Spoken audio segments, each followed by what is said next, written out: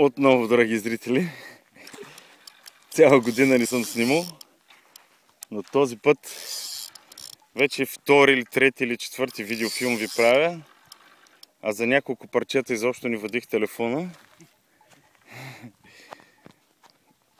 Виждате перото къде е, чувате как свири аванса.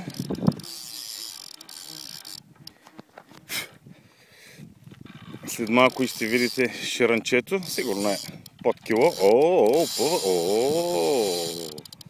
О, добър ден! Бонджорно!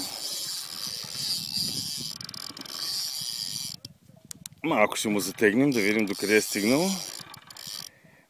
Покаже ли се отгоре вече? Да, ясно. Колкото и да напъва, покаже ли се отгоре, вземе ли въздух, значи се е уморило. И след малко ще бъде в кепчето на меджика. Опа! Така, слагаме урида във водата. Само да не изпуснем телефона във водата. Лекичко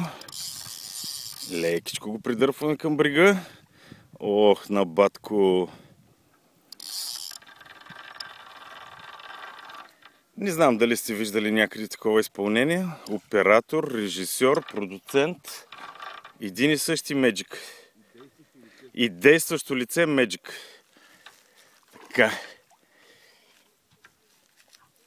Още ми е далече. Не знам дали виждате за какво става въпрос. Обърна се към перката. Трябва да побързам. Малко ще навия. Пак ще го извада отгоре. Така. Още малко. Готово. Така, виждате за какво става въпрос.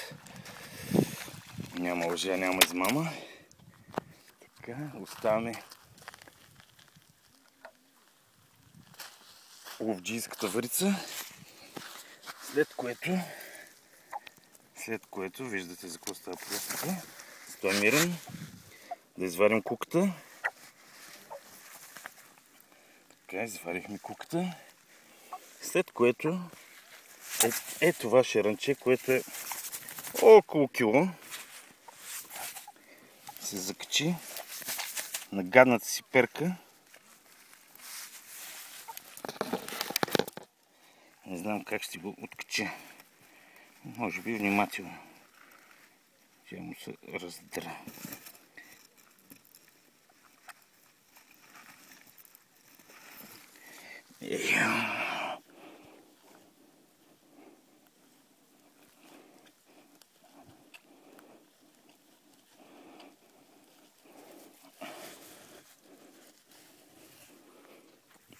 Трябваше да оперирам с две ръце.